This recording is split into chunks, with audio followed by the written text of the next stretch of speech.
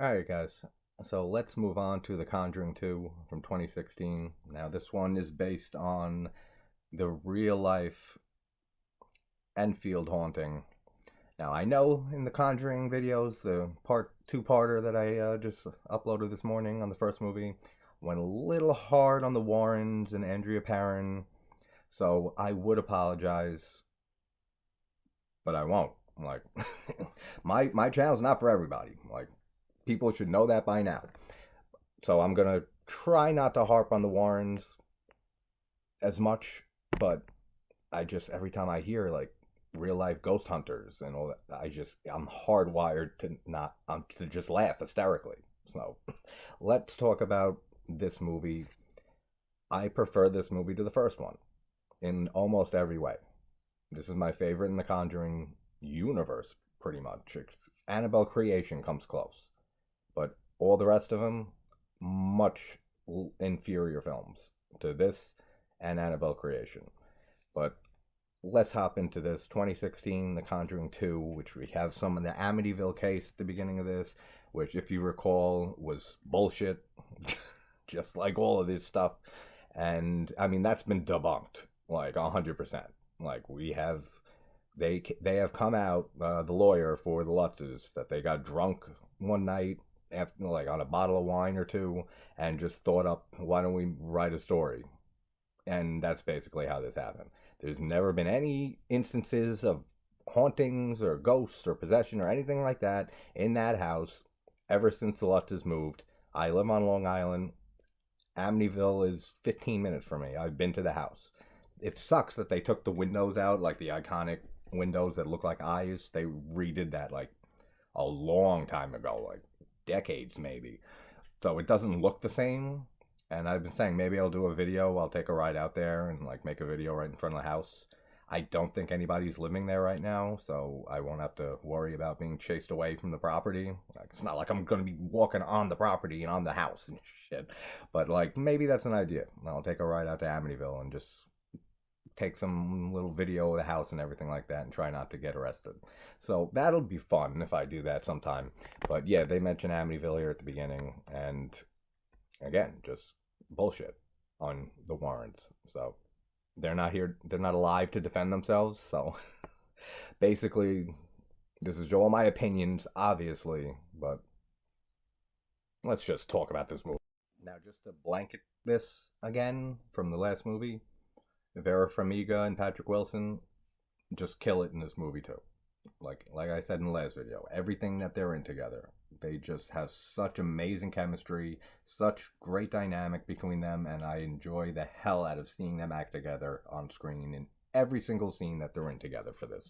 So Vera Farmiga, Patrick Wilson, thumbs up, awesome performance as always in this movie. So they're in the Amityville house, and Lorraine says, picture yourself surrounded by white light, it'll protect you. Yeah, okay, let's see how that works. Now, the whole DeFeo case in Amityville, with Ronald DeFeo killing all his family, that is an interesting case, because he shot his whole family dead with a two-barrel shotgun, I'm pretty sure, double-barrel shotgun, and none of them woke up. None of them heard these gunshots. The neighbors didn't hear any of it. So it is an interesting case. And I'm not sure if Ronnie's still alive. I'm pretty sure he got life in prison, like 100%. I'm not sure if he died in prison or if he's still alive. He could possibly be alive, right? Because this was the 70s this took place, and he could still be alive. I got to double check on that. But that's interesting, reading about that whole case. But everything that came after that is just, with Lutzes, is just bullshit. And now the beginning here is very effective. When we see Lorraine going around in her little trance and hearing the voices that DeFeo said that he heard to kill his family, and she's going around with fake, a non-existent shotgun in her hand, but it's effective because this actually happened. And they show the mom sitting up in bed with the father shot next to her, and her saying, "What did you do?" And then Lorraine, like, as DeFeo shoots her, everyone supposedly did not wake up when they were shot. So I don't know why maybe it's just a stylistic choice of having so she's able to say those words of like what did you do? But everyone was supposed to be sleeping, so the mom was not awake when this happened. So I'm guessing it's just a stylistic choice, but this whole opening scene is very well done. We also see the ghost boy in the opening here, which if anybody has ever looked into the Amityville case, there was a photo that was taken that had this in the picture there was a boy ghost. Now it's been debunked that it was pretty much either one of the kids there or that it was, I forgot exactly what they said, but the picture was bullshit. So none of that is real in any sort of way. But it works here for the movie. So they can take all the creative juices that they want and embellish on the story because it is a movie, of course. So let's talk about Valak. Very effective demon. Like, great, like, design for her and everything. Her, he, whatever the hell this demon is. But very effective. Like, she looks. I'm just gonna keep saying she because it's a fucking nun. So that's what I'm going with. And then we get the whole text here about being based on a true story and that the Enfield haunting, which, if you look into it, the Warrens were never in Britain.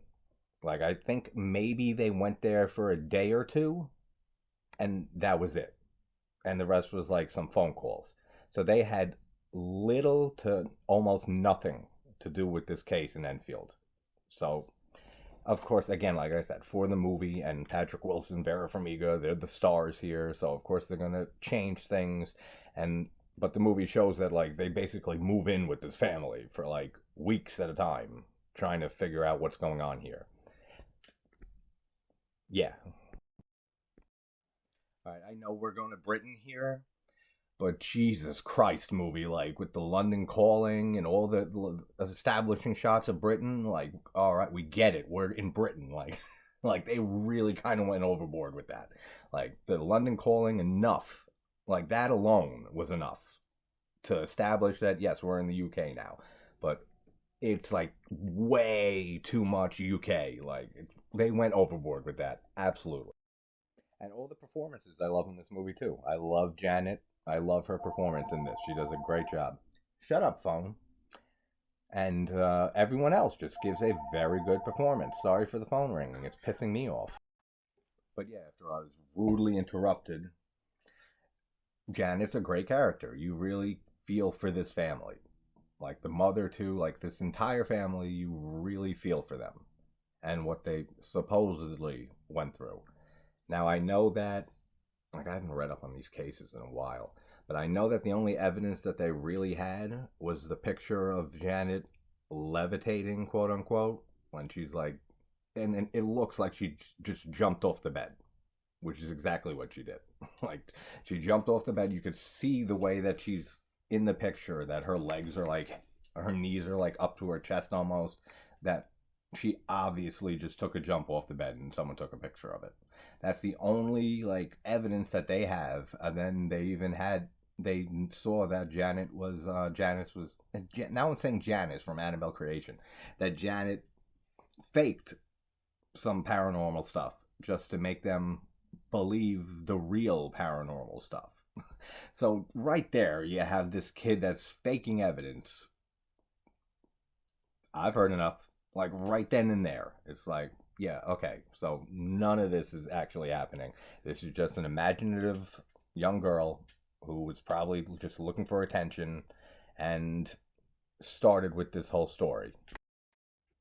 The young brother really loves biscuits, and they don't have any bloody money, so he can't get biscuits. But yet, like later on, like a few scenes from now, there are said biscuits. So she must have got a raise or something. She was able to buy these biscuits for the young kid. The whole thing with the tent in the hallway upstairs is so Sixth Sense that it's really almost more than homage. It's kind of just like a ripoff. I can't see it any other way because I mean it's such an iconic scene in The Sixth Sense with the ghost of the girl and spitting up stuff while Haley Joel Osment's character is in the tent. That's such an iconic scene, and it's so much more effectively done that every time I see this movie and I see that tent in the hallway, that's all I can think of is Sixth Sense. Like, I don't know if that was supposed to be an homage. I'm sure it maybe was, but they went a little too close, little too much with that homage. Now Janet and her sister are playing with the Ouija board. And what I like about this movie, compared to so many haunting movies and possession movies, is that they've been living in this house for a while. We don't get the whole cliche of family moves into a new house in a horror movie like that we see in so many of these movies. So I like the fact that they had been living here for a while before this starts. So that brings again into question, like, why was this demon just starting to like mess with the family now after they've been living there for a while? Then I know the father skipped out on them and basically like just said peace and just left his family to fend on their own. And that explains why they're poor and stuff and that they don't have much money. And pretty much all the furniture, like the father bought and then just left there. And then we find out more about the chair in the corner of the living room. And we get that cool scene a little later with Janet putting the water in her mouth, and then the ghost of Billy starts talking. That's a very good scene, and I'll talk more about it when we get to it. Mocking the Holy Trinity. I think that whole explanation for the Knox coming in 3 that we see in the first movie, I just think demons can't count past 3. Maybe they're not good at math. That's my take on it. Gotta say, since becoming friends with Mike, Gareth, and Dave, and all the Brits over there, I understand the lingo and slang a lot more rewatching this now. So, thanks, guys. Just the fact here on the TV when they have Ed and Lorraine on here, and some guy who's saying that Amityville was a hoax, Ed replies with, "That's never been proven." Isn't a better answer like, "No, it is true. Like, we were there. Like, if it really was true." Like, what type of answer? That's a weird answer, is that it's never been proven as a hoax. That's just like kind of saying that, yeah, it's a hoax, but no one ever proved it. I don't know. It's a weird choice of dialogue there, like that line that he gives. So I don't know, like, what to think about that. I don't know if he ever actually said that on TV in real life, but it's a weird answer. Just the whole thing with Janet trying to teach Billy, like, because he has speech problems, and they use the little crooked man thing, which was supposed to become a movie too. With the whole, when we see the crooked man later, there was supposed to be a movie in the Conjuring universe called The Crooked Man, and like it diving into that whole character or whatever the hell he is. I don't know if it's still in development or if it was dropped as a project, but that would have been interesting to see. Just to see another creature or demon or whatever it is in the Conjuring universe. I mean, yeah, you can argue we have enough already, but would have been interesting to see that. So I got to look up news on that and see if it's actually still in production or if it was just, it was just dropped. But it would have been interesting to see. And I mean, cool shot with the swing going back and forth when Billy's looking outside, but I mean, it's just a swinging. Like, it's really not that ominous or anything. It's not like it's something you never see. But, and again, I said this in the first Conjuring, and with so many of these demonic possession movies and ghost hauntings, that they just, for some reason, they have a rule book that they have to move shit around the house and they have to do just stupid stuff first before they can really start the haunting. You see this in so many movies, just moving stuff around and messing with things and putting on jazz records, and like, it's like they don't have like they're not rushing to get into who they're trying to possess or anything. It's like you think you'd want to just like get to work and like get the job done, but they have rules. All right, so demons, ghosts, they got some rules they got to follow, like, before they can do actually scary shit. Stay away from Billy. That's a cool scene. And the whole thing, like I said with the last Conjuring, this is a very well made film. Just like pretty much every film from James Wan. Like, the directing's great, the editing's great, the cinematography's great. It's a very good movie to watch and look at. It's a good looking film. The sound design is really good. The score is really good. there's not a lot of negatives, like when it comes to all those aspects, the technical aspects of going into making this film. Really good stuff. And that, I think they do it the best in this movie out of all the Conjuring universe movies. And that's why this is my favorite one. Yeah. And speaking of James Wan, I gotta give Malignant another watch, because when I first saw it, I did not care for it. Like, it was okay. The ending and stuff was pretty good, like with the whole craziness. I'm not gonna spoil it for people who haven't seen it, but I just thought it was alright. But I think it warrants a rewatch at this point, because maybe I'll be into it more. Now we have the scene with Billy in bed, and the little fire truck toy comes out of the tent and like drives its way in, like close to his room, and he freaks out. And it's a cool little camera work, how it like revolves around and like right onto his face for his reaction.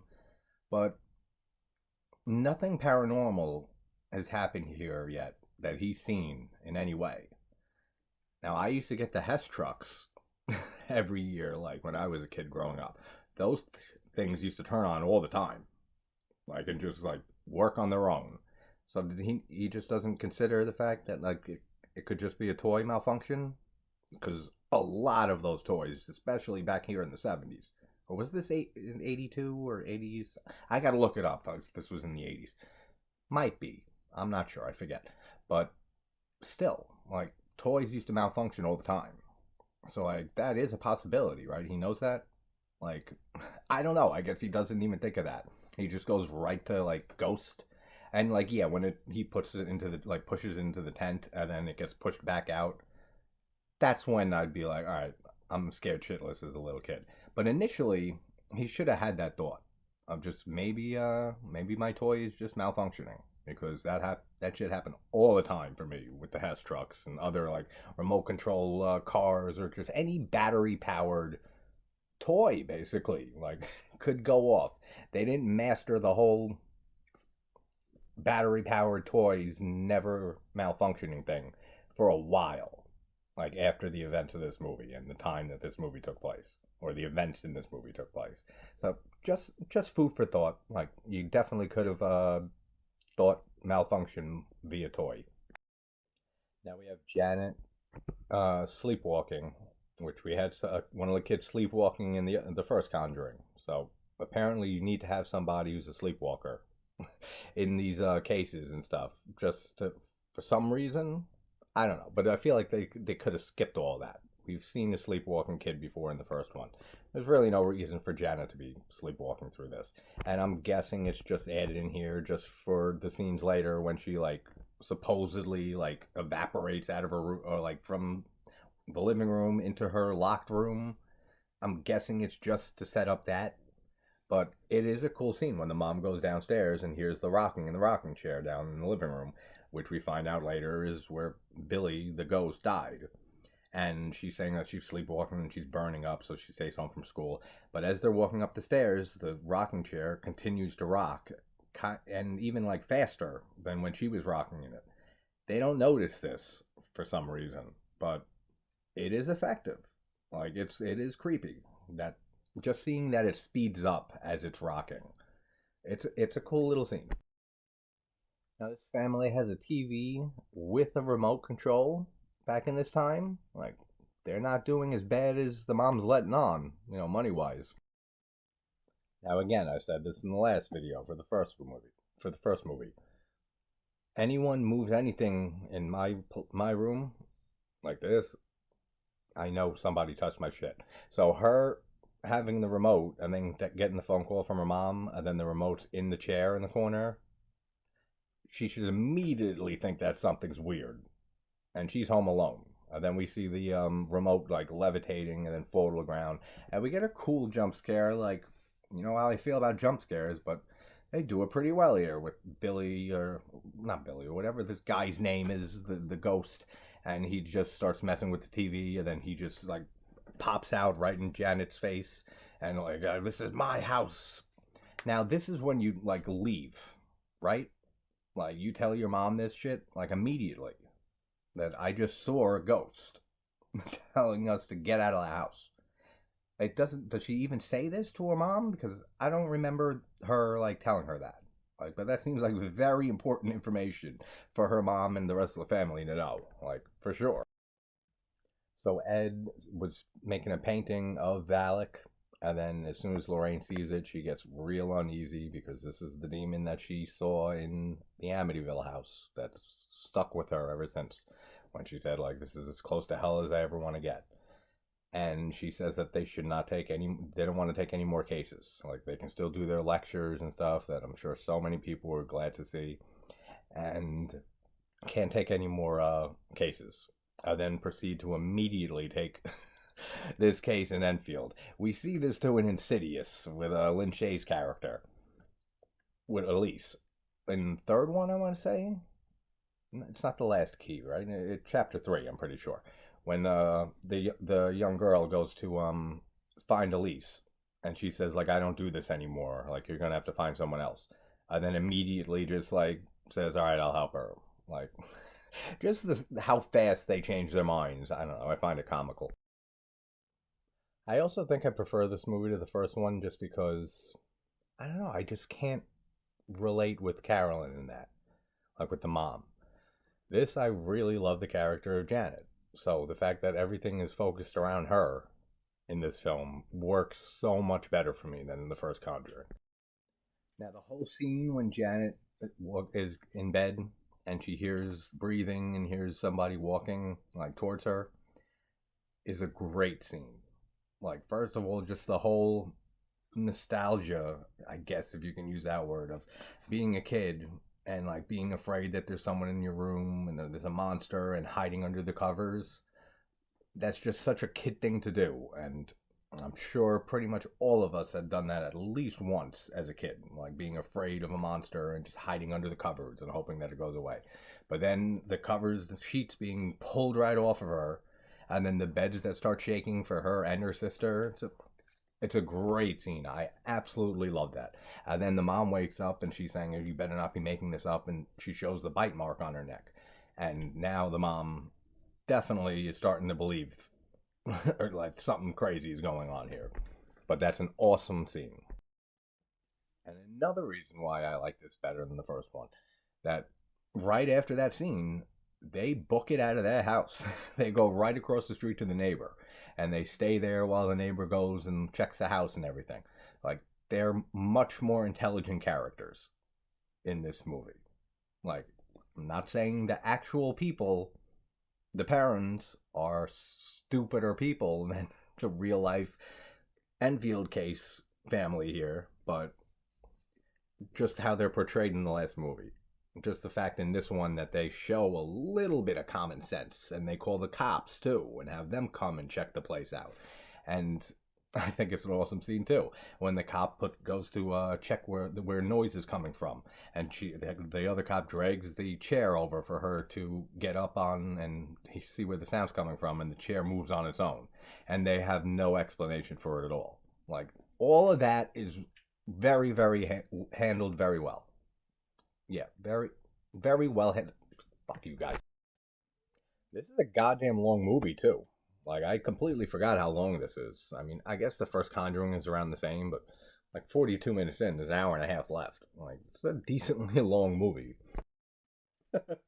I love when the cops, right after they see the chair move, they're just walking out of the house, and the cop is like, "Well, there's nothing we can do about that. Like, we can file an incident report."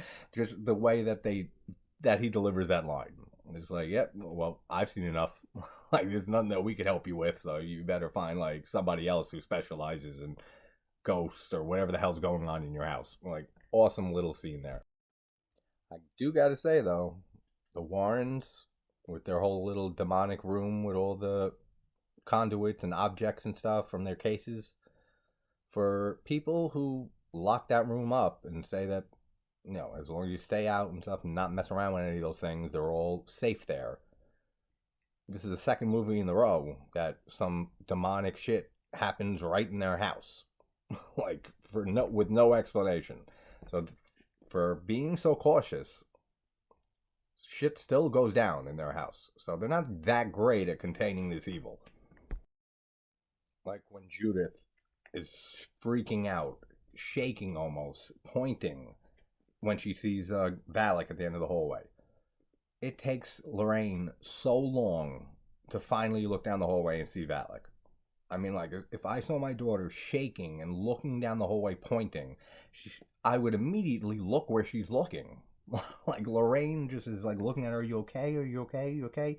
And then finally, after like 5 seconds, looks up and sees Valak. So, I don't know, just a little thing.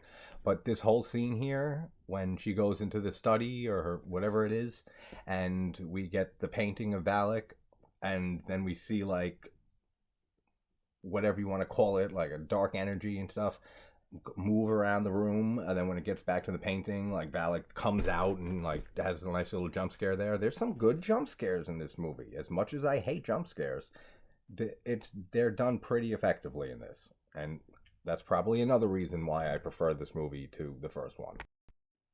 And in that scene, before Valak like pops out and does that jump scare, we got some Christmas music that gets turned on. So this is now a Christmas movie.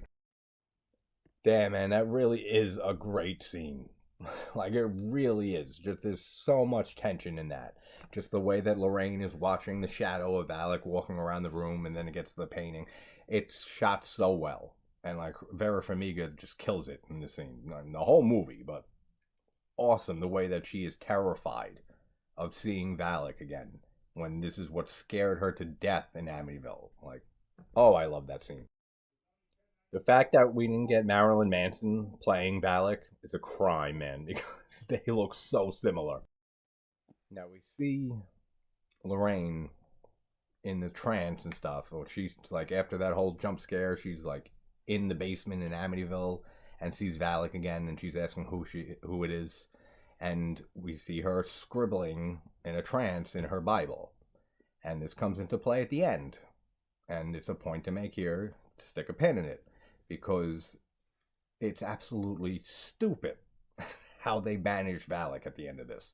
But she writes the name down unknowingly in her Bible. But it is cool how if you look on the shelf, there are letters that spell out the name Valak. So it's a nice little Easter egg thing that you have to really be paying attention to notice. Now, I also think this case is a lot more interesting because it actually got media coverage. They had people on the news interviewing all the people that supposedly saw stuff, like the police officers who saw the chair moving, and there was, I think it's a woman who was on, like, who used to walk around the neighborhood, or maybe it was a neighbor or something like that, but she claimed that she saw Janet levitating, like being moved around through the window. So, like, there's a lot more possible evidence to this case. Even though, like I said, we find out that Janet was faking shit. Like, a little more into this movie. But there are some more unanswered questions for this case than there is in the Perrin case in the first Conjuring. Now, we get a pretty infamous scene here because there is video footage of this, of the actual case, with them on the news, with Janet and her sister on the couch, and they're interviewing them, and then Janet starts talking in like a guttural, raspy voice. And you can see this footage on YouTube. Like, you can check it out and watch the actual broadcast of this whole little scene here.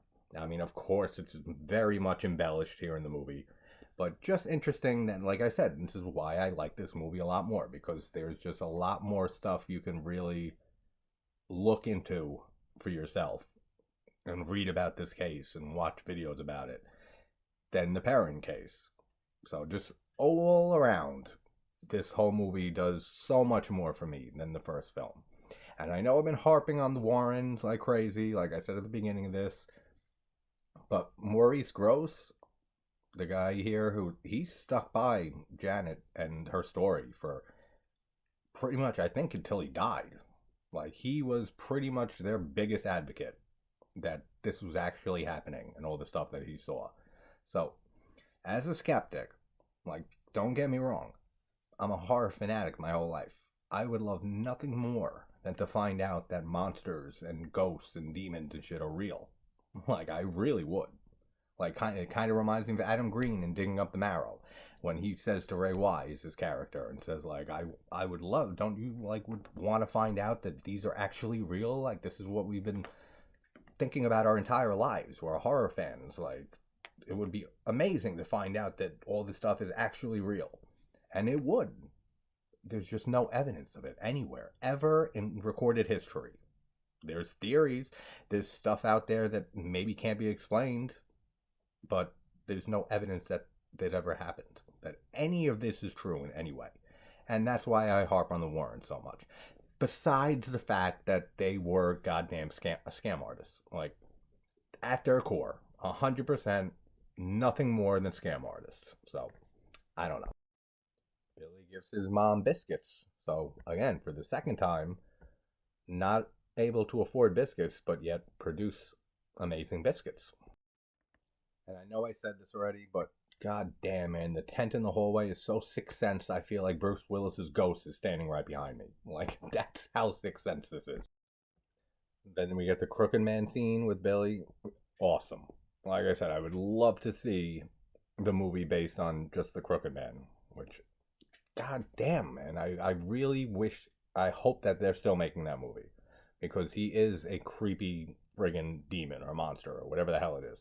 But then it ends up just being Janet. Like, as she walks into the room, it's her, so she can turn into the Crooked Man, I guess. I don't know. Yeah, the ghost name is Bill, so I don't know why I doubted that earlier. Bill Wilkins, and he was 72 years old, and he died in the rocking chair. So they kept that rocking chair when they moved in, like, from the previous tenant, who were owner of the house, which is this guy Billy. And I like how they make you think that the ghost of Bill is like the main force at work here. We know differently just from seeing the Warrens and especially Lorraine dealing with Valak, but that's like in Connecticut where the Warrens are.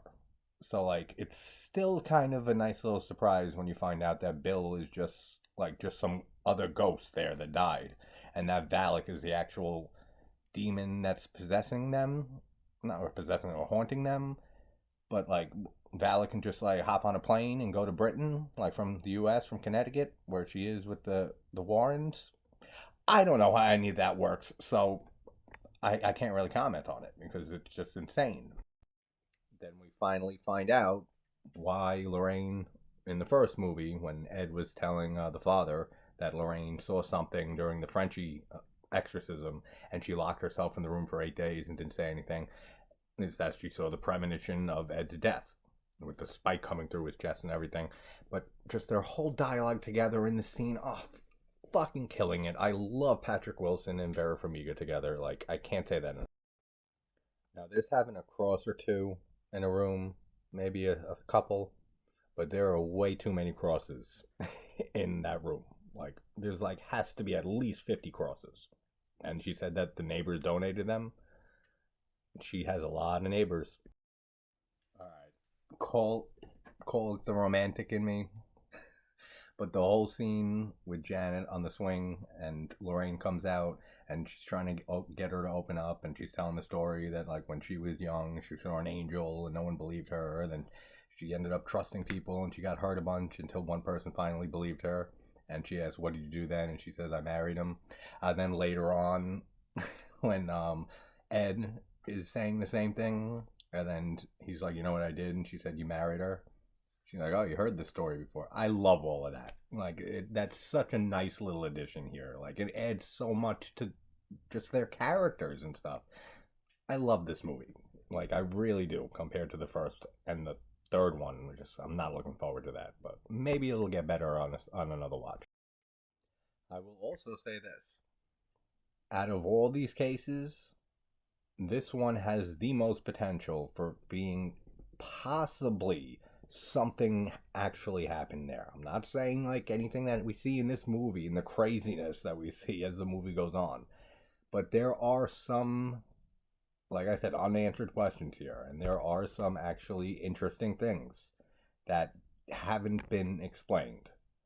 And wouldn't you know it, the Warrens weren't there. Like, had nothing to do with this case. Like I said, I think they were there for a day or two and they left. That was it. So we didn't have them there. And this is maybe the most possible, and that's a huge, huge possible, but possible that something happened here in this house. When Janet and Lorraine are back on the swing and they're swinging back and forth, I always just like wish that like they would kick up the dirt and we'd see Tommy, the Chucky doll, like buried underneath it. It always reminds me of that. Like I would love to just see this movie once and have that inserted in there. That they just kick up the dirt and there's Chucky's doll underneath it.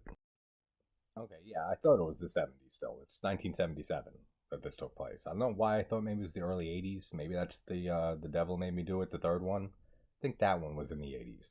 So this is 77. So we have this whole infamous scene here with Janet sitting in Bill's chair and she ends up drinking water and holding it in her mouth. That way she can't be making any of the voices and stuff. Okay, cool. The fact that she says that he won't talk until everyone's not looking and turns around is where it all goes to bullshit. Like, come on.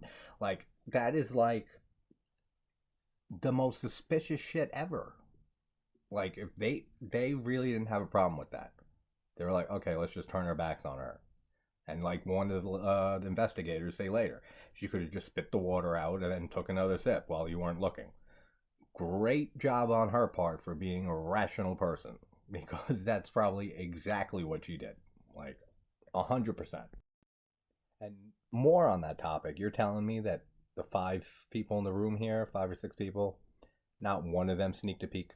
Not one of them like turned around just to see and got curious. I would have, like, absolutely. So none of them turned around during this when they started hearing Bill's voice. Like, just like a little, that's it. Like, just to take a look. Not one of them. I don't know. I do love the whole way this scene is shot, though.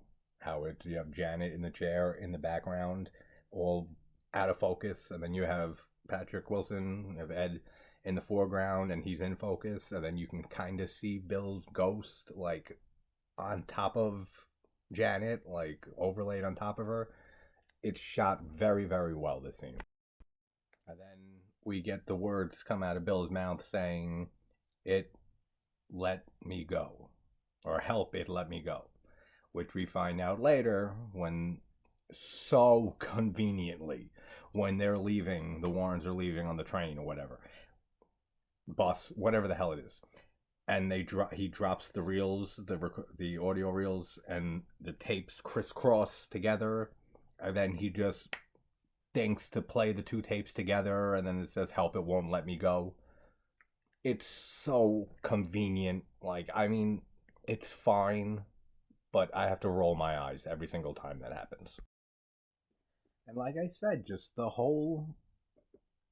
way that you can relate and care about these characters. There's so much great character development here, and just moments between Janet and her mom, like when she says that she wasn't smoking the cigarette, she was just holding it to look cool.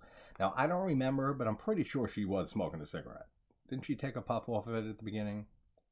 I'm not sure, so I'm not calling her a liar. Because I would have to go and look back. But just that whole scene between them and stuff, it really is effective in making you care more and more for them. In the first movie, it was a lot harder because they had, what, like 5 freaking kids. So, like, it's much harder to make you care for a family with that many kids and have them all have interactions with the parents and stuff that you can really care about them more. And it's another reason why this movie is a lot more effective for me. They do a great job with it. The scene with Janet, when she's like hanging on the ceiling, like stuck to the ceiling, and she still sees the ghost of Bill walk off get up out of the couch, the rocking chair, and starts walking up the stairs, and he's whistling the nursery rhyme. And then she just gets pulled through the ceiling and into the locked room, and all the crucifixes are there. That's such a cool shot.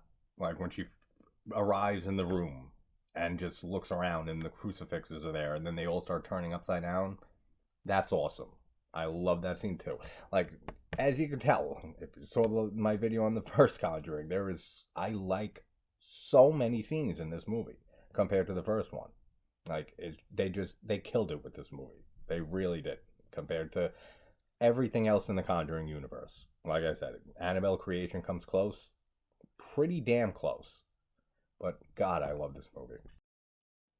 And like I said, there are more things in this case that make it a lot more interesting to look into, because we have Janet that appears out of thin air, it seems, in this locked room. So how did she get in there? That is a good question. Like, that is something that I don't think has been explained. The only thing I can think of is that if the whole family was in on it, if the mom was in on this story, and she let Janet in the room and locked it back up before I can't even say before the Warrens, because they weren't there, or Maurice or whatever, when he goes and tries opening it. Like, that's the only thing I can think of, is that the mom was in on it too, and the sister, and she ended up just letting Janet in and then locking it back in, so it looks like she just appeared in that room. But like I said, the scene is so well shot, it's so well done, and it's very creepy, especially when you see and then you see that face like in the crack of the door. That's another thing too, actually. She is a small girl, and the door, like the gap when you can open the door, even though the chains are on it, it might be big enough that she can squeeze herself through. Like, I'm not sure. They don't show it like for long enough, and then you see like the demon's face in there, like with Janet. But that's a possibility too. Like, she could have possibly squeezed herself in through the gap in the door, and then just shut the door after that. So that's something to ponder too. And another thing I love about this movie is that they show them casting doubt on this whole case. It's not like the first Conjuring, when it's just like, oh shit, all right, we believe you, like we've seen all this stuff, and now let's perform an exorcism.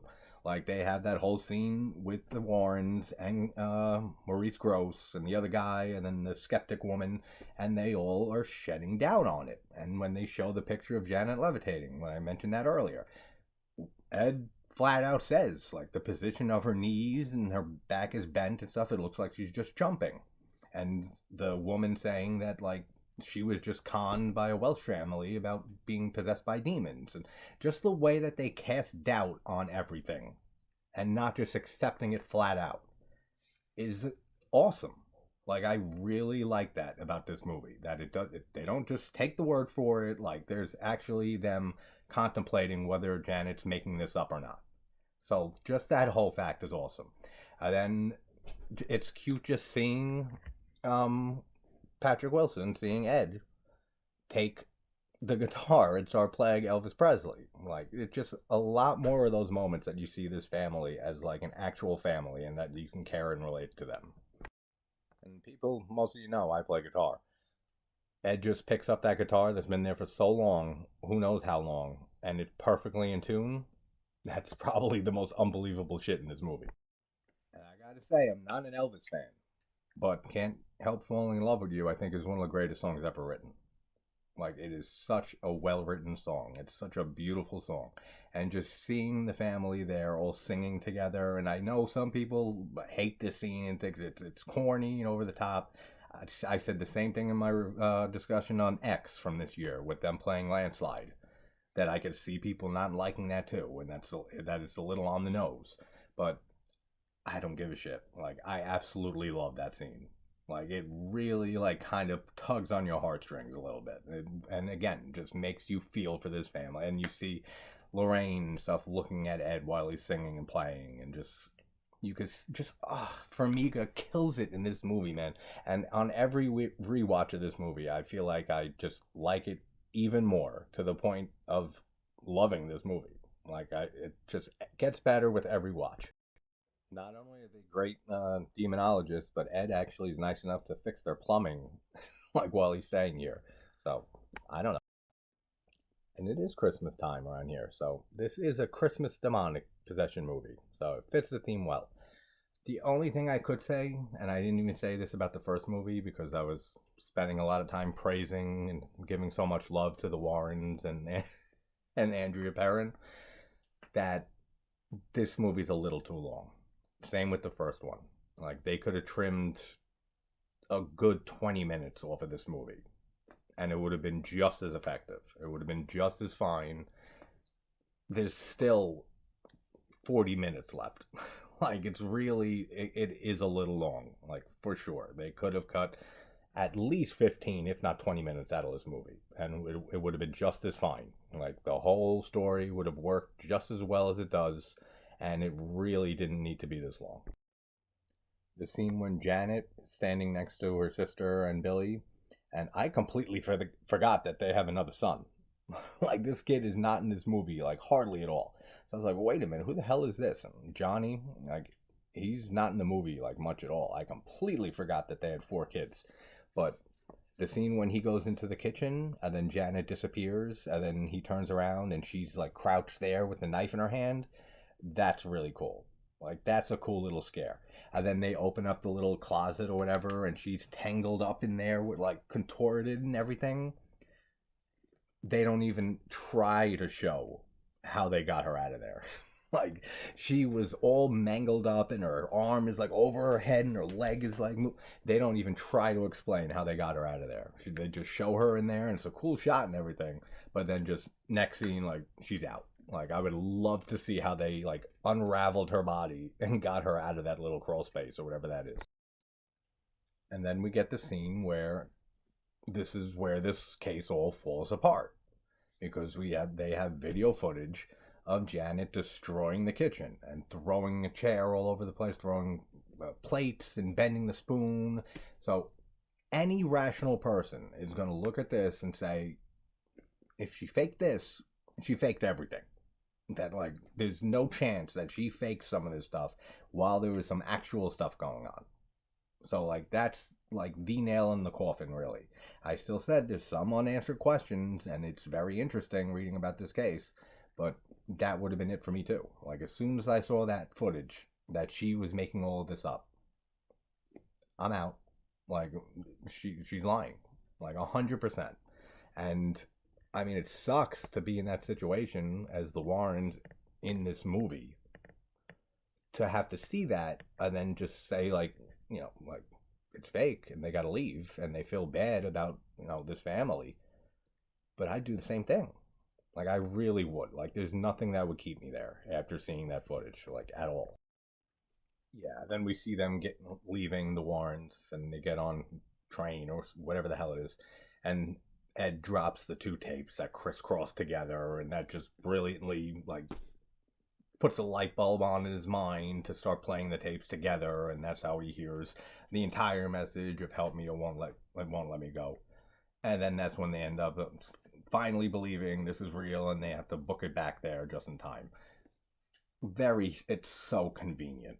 Like, it really is. I feel like they could have found a much better way at having that reveal than just what they did here. Like, just him dropping the tapes out of his bag, and they just happen to crisscross like that, and that triggers him to, like, put them together.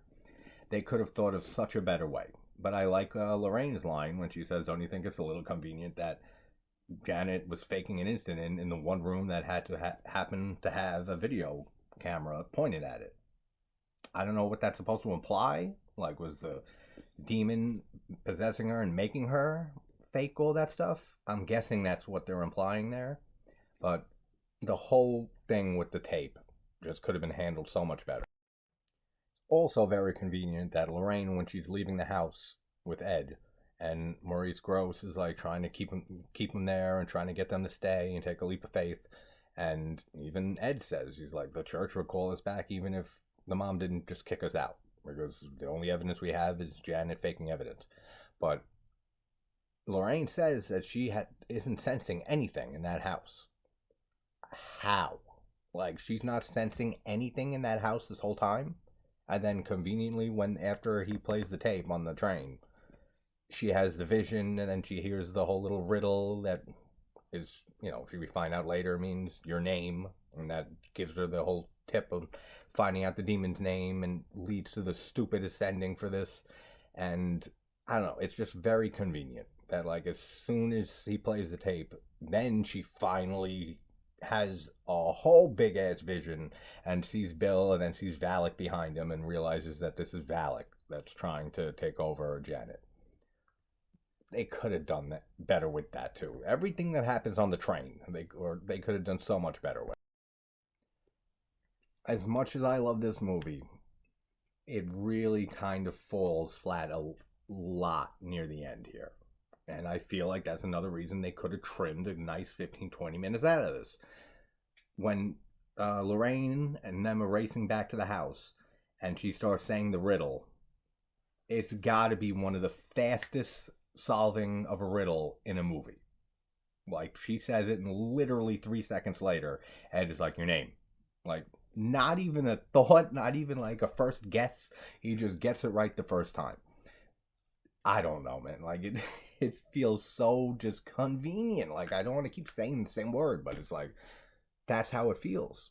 Like, and then the whole point of this at the end, that they banish Valak just by knowing the demon's name and just saying Valak over and over again, and then that banishes the demon, is such a stupid ending for this movie. Like, it really is. And I keep saying, I love this movie, but there's a lot of stupid stuff near the end here, and it's a shame because they could have done a lot better. But this is 100% the best film in the Conjuring universe, like, for me, without a doubt. I forgot all about this. This is what makes it even stupider with the ending, with the name. Why? She said that I asked you, and you told me your name. So why would the demon who's trying to take over Janet just willingly give away the thing that is going to banish her away? Like, it's so stupid. Like, I wish they did something better with the ending here, because it would have just, I don't know, it would have just made it that much better than the great movie that it already is. But what a stupid ending. It really is. And then Valak's gone, and all's well in Tinseltown, and Ed's alive, so her vision of him dying never happened. So luckily, Ed and Lorraine Warren are fine. And then we just end and we see all, like, the actual family and, like, the pictures and stuff like that, and you're like, the audio. So The Conjuring 2, 2016, my favorite in this whole Conjuring universe. And definitely an interesting case, the Enfield haunting. So if anyone hasn't read up on the actual case, it is very interesting. So definitely check it out. This is probably the last video I'm going to have up tonight, because I am going with a friend to the movies to see a double feature of Silent Night, Deadly Night, and Black Christmas. So that will be absolutely awesome, both 35mm, and that is going to be a real treat. So, alright guys, wherever you're from, hope you're having a good morning or night, and I will talk to you guys soon. Take care.